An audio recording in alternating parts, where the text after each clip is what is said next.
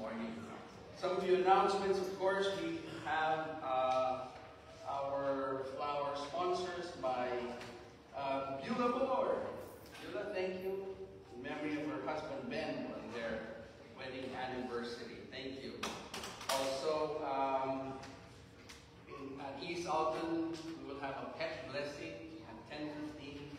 For those of you who have pets, bring them along, and we will have that worship outside the church.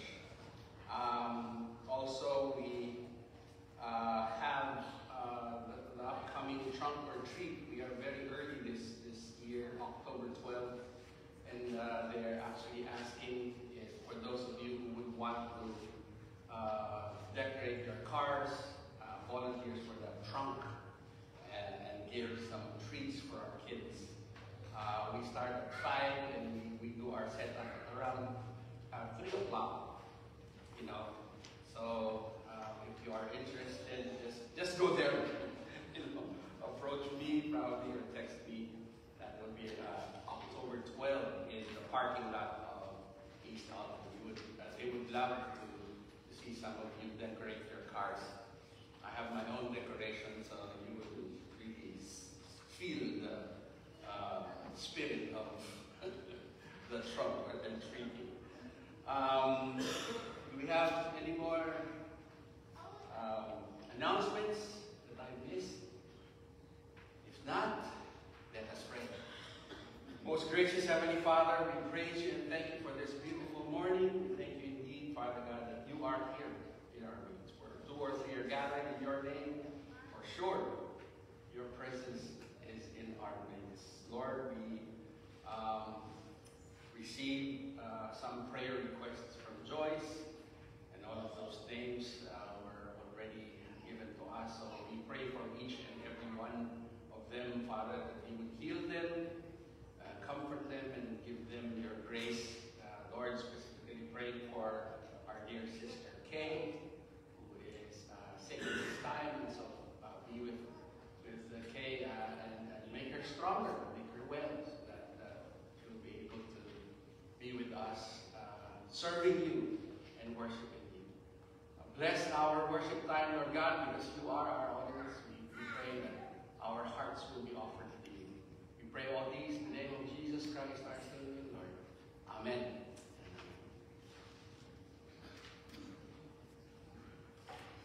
Would you join me in the reading of the call to worship? We gather today to worship God who listens when we call. We gather to rest in the shadow of God's wings. We gather to pray to God who answers us when we call. We gather to lift our voices in the shadow of God's wings. We gather to praise God who rescues us when we call. We gather to rejoice in the shadow of God's wings. Beloved, come. Let us worship God who covers and delivers us in love. Everyone? We gather to worship in the shadow of God's wings. Our opening hymn is Stand Up for Jesus, page number 514, and we will sing verses 1 through 3.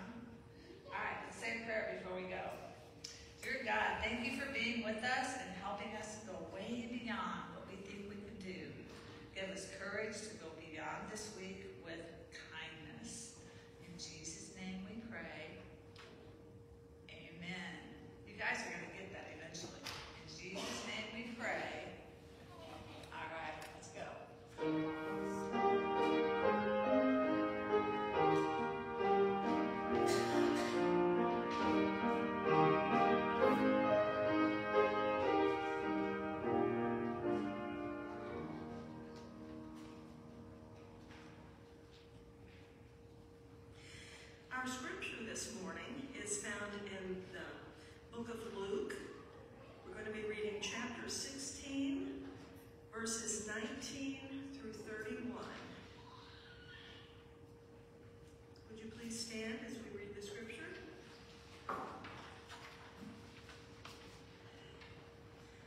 The Rich Man and Lazarus.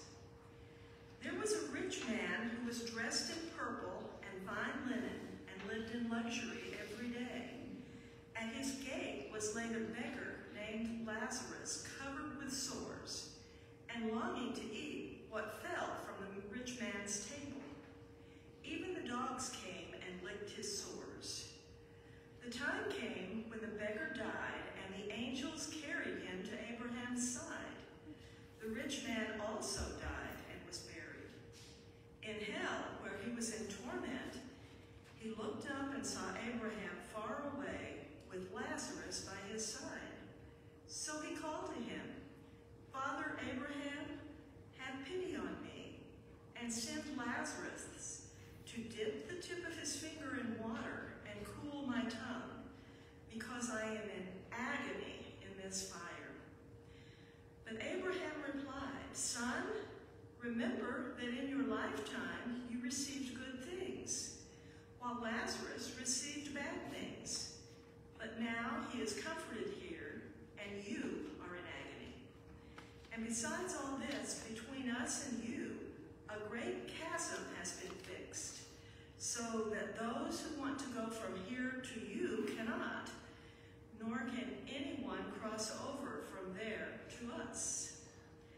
He answered, "Then I beg you, Father, send Lazarus to my father's house, for I have 5 brothers. Let him warn them, so that they will not also come to this place of torment." Abraham replied, "They have Moses and the prophets. Let them listen to them." "No, Father Abraham," he said, "but if someone from the dead goes to them, they will repent."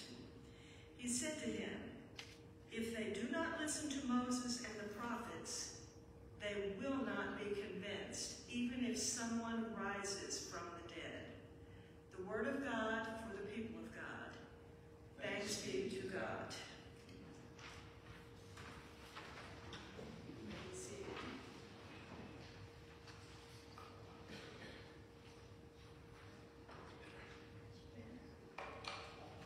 So, is God fair, or is he unfair?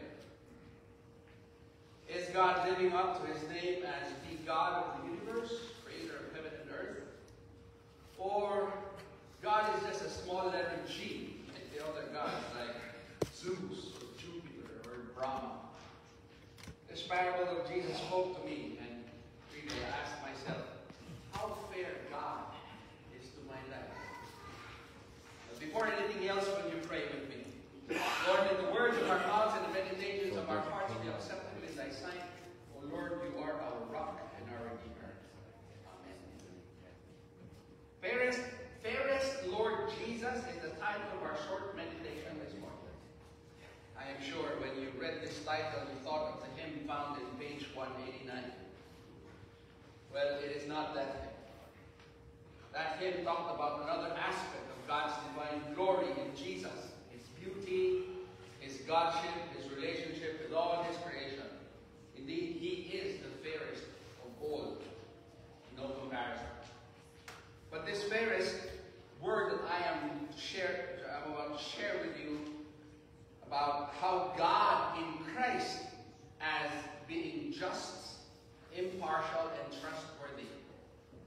I tell you that word fair has many synonyms in the dictionary. So I took 3 significant ones to relate this parable of the rich man and Lazarus. I know when I ask that question, is God fair in your life? Make you think about your time with God. Many challenges, circumstances, and difficulties of life. How God seemed silent, still and uncaring, knowing that God hears your prayers, as if he was not listening at all. And so that experience made you doubt him. You became angry at him to the point of blaming him for what has transpired. Well, I don't blame you. We all say it. We are only humans. And as this generation has clearly stated, we are entitled to say and express whatever feelings we have for him, and with great pride to say, God gave me this right. I think that is fair enough to justify our emotions. I remember, I just don't know if I ever shared this to you, but when my father died, Bishop Granadosin, I was angry at God. My dad had a massive heart attack that took his life. And all my brothers and I were here in the States. I asked him, why, Lord? Why this early? And I told God that, my dad was a faithful follower of Christ, and now that he has retired and will have the opportunity to enjoy life, be with Mom and reap all the benefits of his hard-earned work in the kingdom building, still, you took him away. And I was disappointed. You know what? Later on, I regretted those words and asked God to forgive me, to forgive my heart and selfish attitude towards the whole scenario. I was not actually thinking about the well-being of my dad. I was thinking about my own convenience of having a father that was still alive. But the reality was, I was not really showing the kind of love he deserved while he was still alive. Now that he was gone, suddenly I was concerned. I believe God was unfair. But it was the other way around. First and foremost, I was not fair to my God. Most of all, I was not fair to God. God said it. It's one of his commandments. Honor your father and your mother. Talking about fairness. Did I really believe this ordinance from God? Let's see. Did I ever give them an intentional phone call just to say hi and how are you? I think it was even a half-hearted call or a just get it over with call. Did I take time to visit them, be with them, enjoy quality time with them? They only saw me on TV or invited them to watch some of my concerts and performances. But did I really make the effort of just being with them and not thinking of work, not thinking of any rehearsals or any travels that I was doing? The truth was, I loved them to be around. But like I said, it was only for my own selfish desire. Now that they were gone, those could have and should have attitude was eating my heart out. What do I mean by that? I should have called them more. I could have visited and given them more love. I should have hugged them and kissed them more. But it was too late. So do you think God was fair for taking them? Or I was really the one who was being unfair? You tell me. This parable of the rich man and Lazarus spoke of many things. Let's analyze it. From human perspective, it spoke of social disorder. You see that rich and the poor. You see also pride. The rich man's flaunting character. His expensive clothes, best food in the house. And then there was arrogance. The rich man's wealth and power. There was also injustice. The rich man saw the poor beggar and ignored him. There was also prejudice, the carelessness of the rich man towards the poor. Now from the heart of God, from the perspective of God, we read it, true justice was given. There was heaven, a place of rest and peace for the suffering, and poor was Jesus' example. And then there was hell, or Hades, a place of tormenting and eternal separation from God to those who have hardened hearts, and losing the chance of being with God due to the spiritually dead and constant sinning and unrepentant heart.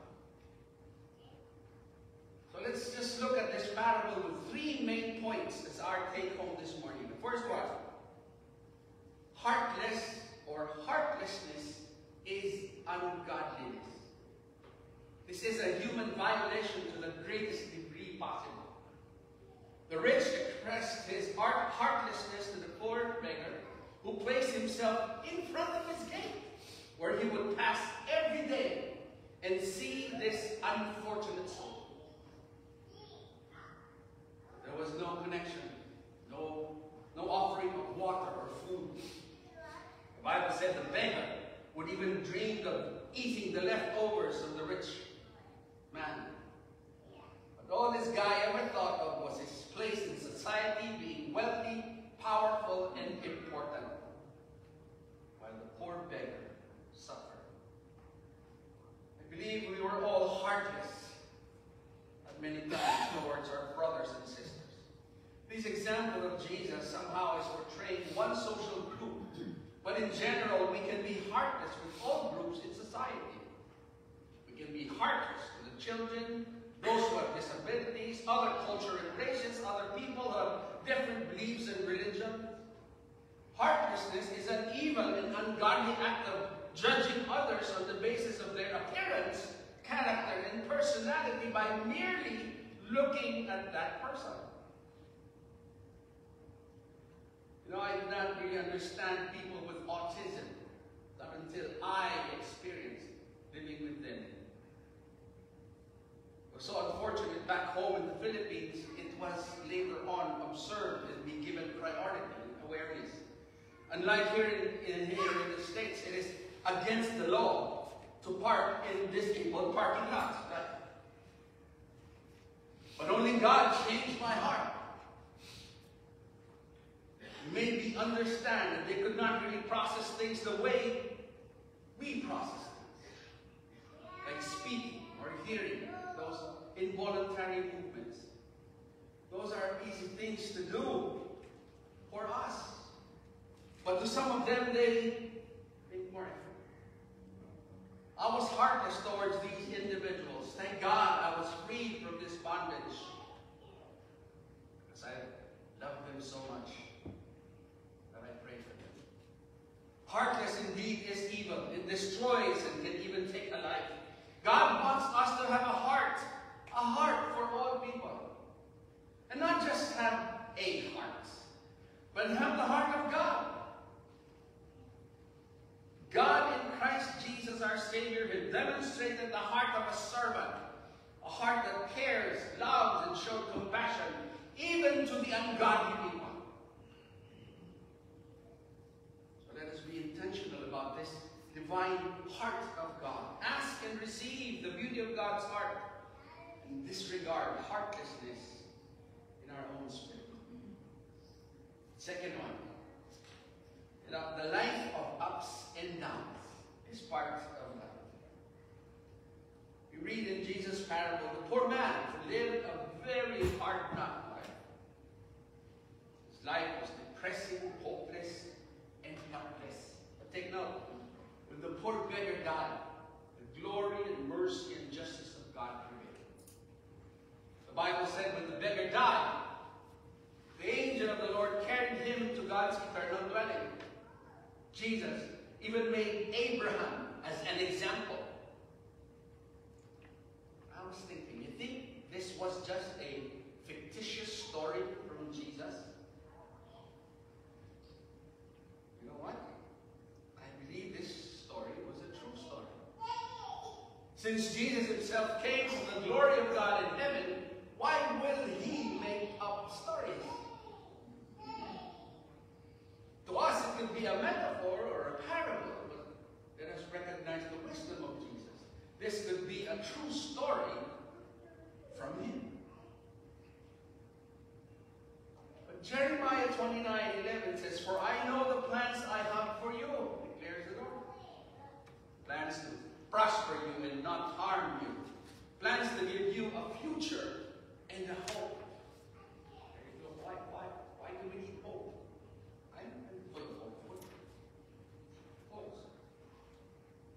God says there is hope, and you have not acknowledged the hope, then you are down. Isaiah 41:10, "So do not fear, for I am with you. Do not be dismayed, for I am your God. I will strengthen you and I will uphold you with my righteous right hand. This promise provides strength and assurance of God's presence during times of trouble. So the poor beggar who was suffering the whole of his life in death, he saw the glory of God and now living in his merciful hand to be with God forever. Once he was downcast, but later on received the glory of the Lord. His place in heaven was indeed his ultimate life. He was now with God forever. No more pain, no more sorrow. So if you feel that your life has hit rock bottom, be it financially, physically, mentally, emotionally, and spiritually, remember God's plan is not for you to be down forever. But God's plan is for you to rise up from your slumber, believe and have a radical faith in the Lord, who is our hope, and watch how he plucks you out of the miry clay and make your broken life into something new. Last thing, the dead cannot undo their past life. I'll repeat that. The dead cannot undo their past life. You know, this parable of Jesus spoke strongly about the dead not able to pass back and forth in the spiritual realm. We see clearly two places in this passage. And both of these men died. And it said Lazarus was brought to Abraham's place, which to be God's heavenly dwelling. And the other, the new place, but dark realm of the rich man's death. Jesus himself called this Hades. Sometimes we call it hell, which is also known as a place of tormenting and great suffering. This place, in our passage, is a place that is hot and fiery.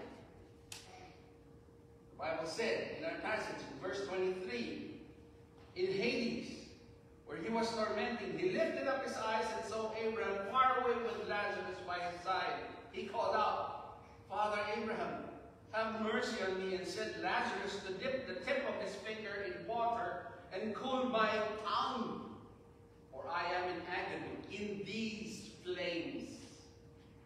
That's the description. Was this a metaphor from Jesus? Was he imagining something from a fairy tale? Was he making up a story to create fear in the hearts of the listeners?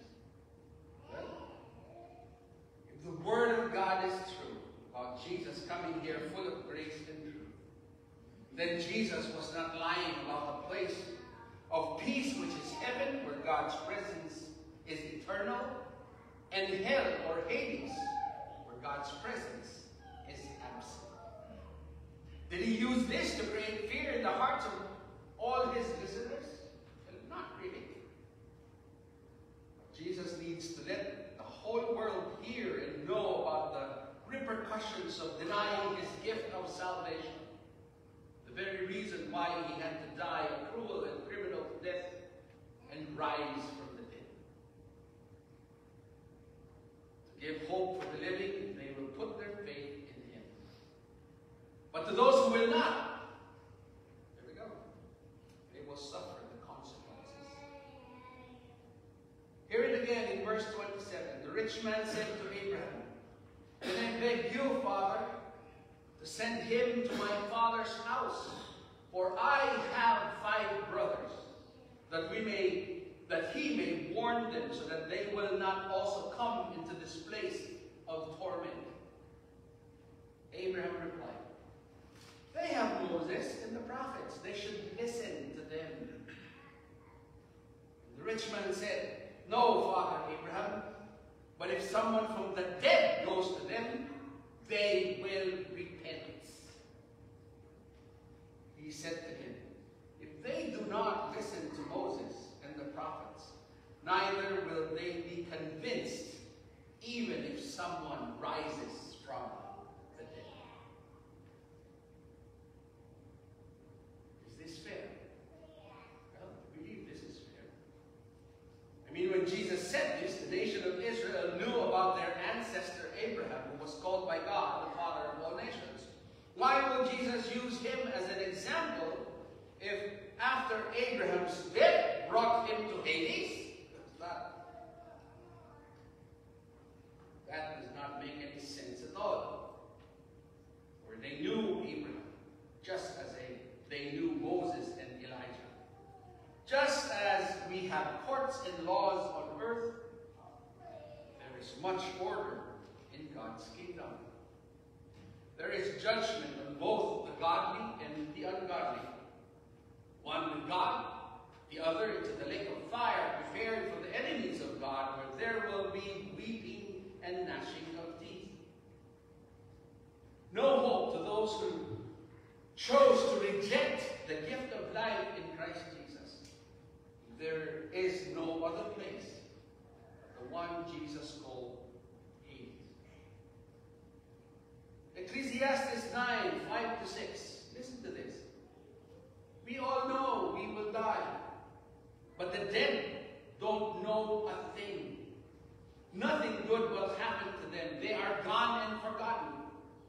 Their loves, their hates, and their jealous feelings have all disappeared with them. Here we go. They will never again take part in anything that happens on this earth. God is fair. God is just.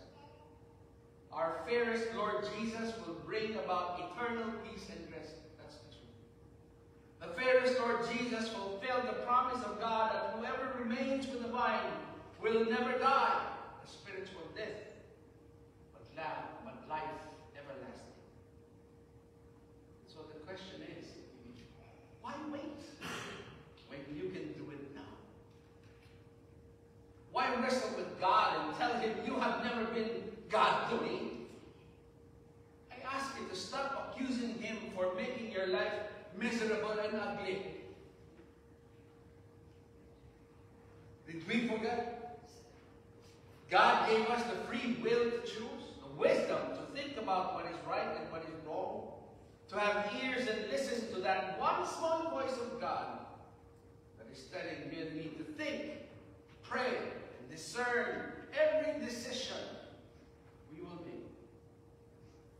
We all know to kill, steal, and destroy is not a Christian way of life. Satan does that. If you can't make a decision, just run away as fast as you can for now and talk to God. Let him help you. It's the bottom line. When this body dies without Christ, there is no more turning back. Jesus said it in John 9:4-6. As long as it is day, we must do what the one who sent me wants me to do. When night comes, no one can work. Jesus said, while I am in the world, I am the light for the world. Now you have heard of this promise. To me, having Jesus in my heart today and to forever will be the greatest decision I have ever made in my life. How about you? How about you? Fairest Lord Jesus would want you to adhere yourself to God and follow the path of righteousness. And the reward will be worth the wait, for we will be with him in paradise forever. In the name of the Father, and of the Son, and of the Holy Spirit. Amen. For our offertory hymn, let's sing Be Still My Soul, 534 in your hymnals, verses 1 and 2. He's right.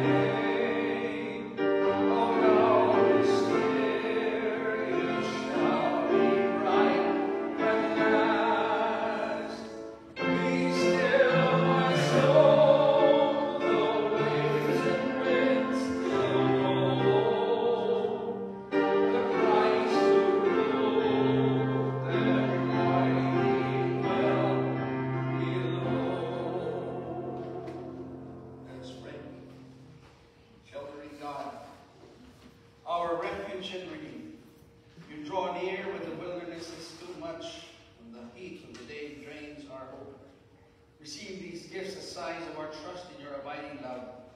A love does not always keep us from trouble, but never leaves us to face it alone. May what we give today bring shade to the weary, hope to the hurting, and a glimpse of salvation you are always working out in us and through us. In gratitude and faith, we offer these gifts. We pray in the name of our Savior and the one who taught us to pray, one who is our Father, who art in heaven, hallowed be thy name. Thy kingdom come, thy will be done on earth as it is in heaven. Give us this day our daily bread, and forgive us our trespasses, as we forgive those who trespass against us. Lead us not into temptation, but deliver us from evil. For thine is the kingdom, the power, and the glory forever. Amen.